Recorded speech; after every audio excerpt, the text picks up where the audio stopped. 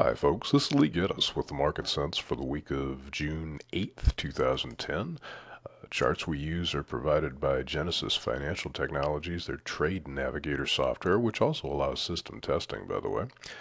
Starting with the bond market, the bonds have been so incredibly active for the last 6 weeks or so that it looks like this week is rather quiet, and it really isn't. This is a pretty good week. What we're looking at here is the potential to get up to the red line or the blue line up to the top there, which is the 125 to 125 12 to 16 area, and the green line down that is just down below the price bar at this moment is 123.16. And those are the two areas that we're looking for them to test. They don't have to do anything just because of all of the activity here. They might just stay in this little range, but if they do move, that's kind of the support resistance we're looking at. 123.16 on the bottom and 125.16 on the top.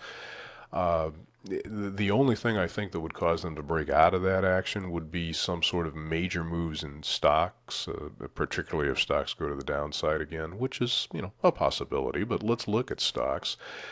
They have obviously been going down for quite a while here, but they seem to be finding support in the 1050, 1040 area here. And the green line up above price there that looks like they should bounce up to is roughly 1082, and I think there's a really good chance they'll at least get that far. The red line, which kind of crosses the purple line up there, and I'm sorry I can't see my own cursor, so I don't know where I'm pointing, but the red line and the purple line up above price there, those come in around between 1115 and 1120. I'd really like to see them get up there. I think it'd be real interesting to see how they behave there.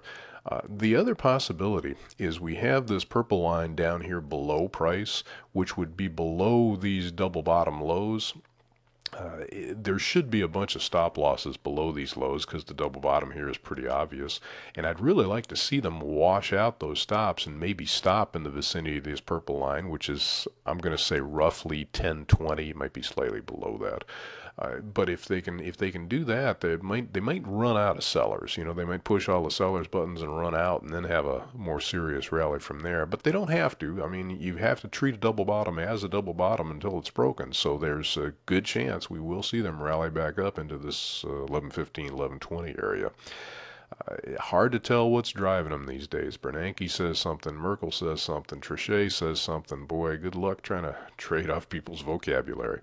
So that's all we're looking at right now. I hope you can find something profitable to get yourself into this week. Thanks for checking in, and let's try it again next week.